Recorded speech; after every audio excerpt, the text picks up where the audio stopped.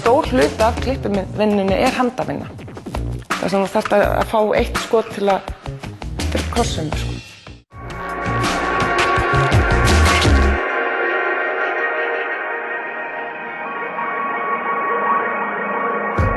Elísabet Rónarsdóttir einn helsti kvikmyndaklippari landsins. Hún hefur nýverið lagt lokahönd á klippingu kvikmyndarinnar Kontraband í leikstjórn Baltasars Kormáks. En Elísabet hefur klippt fjölmargar athyglisverðar kvikmyndir eins og Inhale, Reykjavík Rotterdam, Sumarlandið, Brúðgumann, Blóðbönd, Hafið og Bye Bye Bluebird. Elísabet á einnig að baki heimildarmyndir eins og Iceland Future of Hope og Stelpunnar okkar. Og ekki má gleyma þrívíddarteiknimyndinni Þór sem nú í sýningum. Ég hef náttúrulega alltaf haft áhuga á kvikmyndagerð og það byrjaði þannig að ég fékk vinnu á símanum hjá Sýn sem þá var auglýsingagerð fyrir löngu síðan og kynntist þá svona kvikmyndagerðinni sjálfri. Ég hafði alltaf haft áhuga á kvikmyndum, safnaði prógrammi mín gamla daga, þá fékk maður prógram með bíómiðanum sínum. Safnaði þeim og skrifaði upp með dóma á það, ég á alveg heil skókassana fulla af gömlum bíóprógramum og ákvað eftir þessa reynslu mína hjá Sýn að fara í kvikmyndaskóla og einbeitti mér að kvikmyndatöku og ætlaði alltaf að verða kvikmyndatökumaður. En svo var það bara einfaldlega ekki að henta mér, ég átti börn og tíminn hentaði mér ekkert sérstaklega vel og þannig að ég fór inn í klippiherbergið einhvern tíma þegar ég var kasólétt og þeim líkaði ekki að ég væri að klifra með eitthvað ljós og bera þunga hluti samstarfsmönnum mínum. Þá fór ég inn í klippiherbergið og hef verið þar síðan og það eru komin rétt tæplega 20 ár síðan. Það sem þú þarft til að vera góður klippari er náttúrulega ýmislegt en það sem skiptir kannski mestu máli er sem sagt tilfinning fyrir söguuppbyggingu og ryþma og mikla þolinmæði.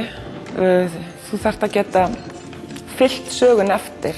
Það þýðir ekki að gefast upp í miðju hlaupi og þetta er langhlaup. Og en þú þarft líka, það þýðir ekki að vera á egotrippi. Þetta er ekki þín sýn. Þú ert ekki að vinna þína sýn. Þú ert að vinna sín leikstjóra og þarft að hafa vissan sveigjanleika til að geta aðlagast sín leikstjórans. Þú getur ekki farið alltaf aðra leið. Þú getur boðið upp á ýmsa möguleika til að ná þeirri sín fram en þú breytir ekki sín leikstjórans. En svo er náttúrulega klippari líka, hann þarf að vera vandvirkur. Þetta er, af því að þetta er mjög margþætt starf og hluti af því er handavinna.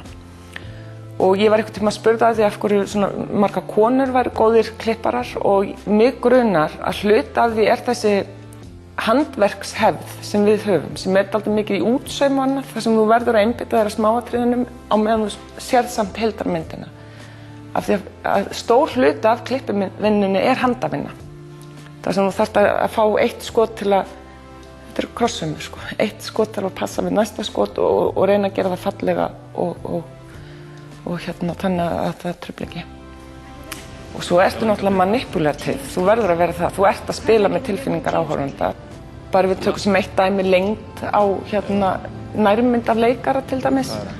Að það skiptir máli hversu löng hún er í því samhengi sem hún er sett inn. Af því að þú vilt halda einhverjari hugsun hjá áhorfandanum. Þannig að ef þessi nærmynd verður of löng, þá gætur hafa tapað áhorfandanum af því að hann er alltaf komin út úr tilfinningahugsuninni sem hann er í.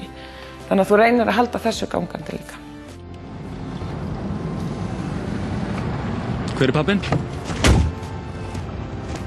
Hluti af því að vera klippari er að þú ert ekki tengdur því starfi sem fer fram á setti. Þú gerir þér enga grein fyrir því að fjöldi manns lagði svita og tár og jafnvel blóð í að ná einhverju skoti og pródúsentinni miður sína því að það kostaði svo rosalega mikið. Þú hefur ekki þessar tengingar.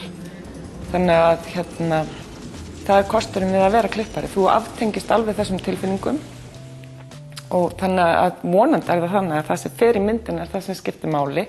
Það sem lendir í gólfinu þarf ekki að vera ódýrt eða slæmt eða lélegt. Það bara hentar ekki þeirri sögu sem er verið að segja. Börgur, þetta er Anna. Hæ Anna. Lilja, systir mín. Ég meina allir taka þátt í því að skrifa handritið.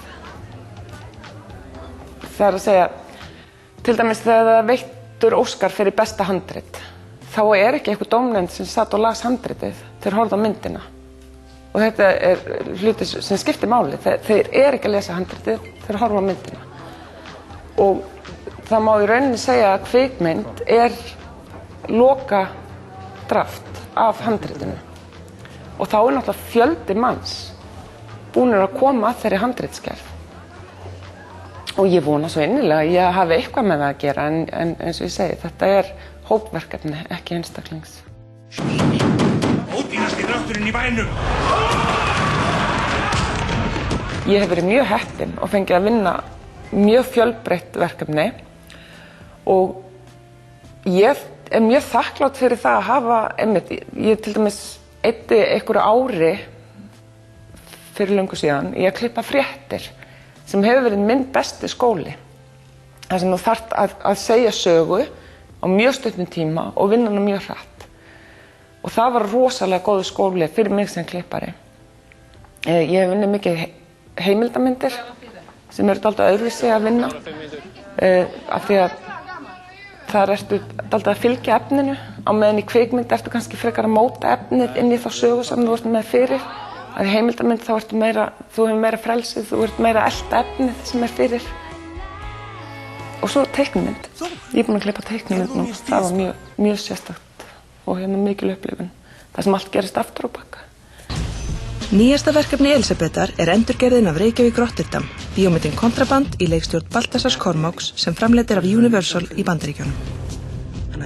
Ég hafði alltaf vitað og við höfum rætt að þetta gæti komið upp að Kontraband, semst endurgerðin á Reykjavík Rotterdam, færi í gegn. Og ég náttúrulega gat ekki hafnað tilboðum að klippa Kontraband, það var of spennandi. ¿Está bueno? No, it's not bueno.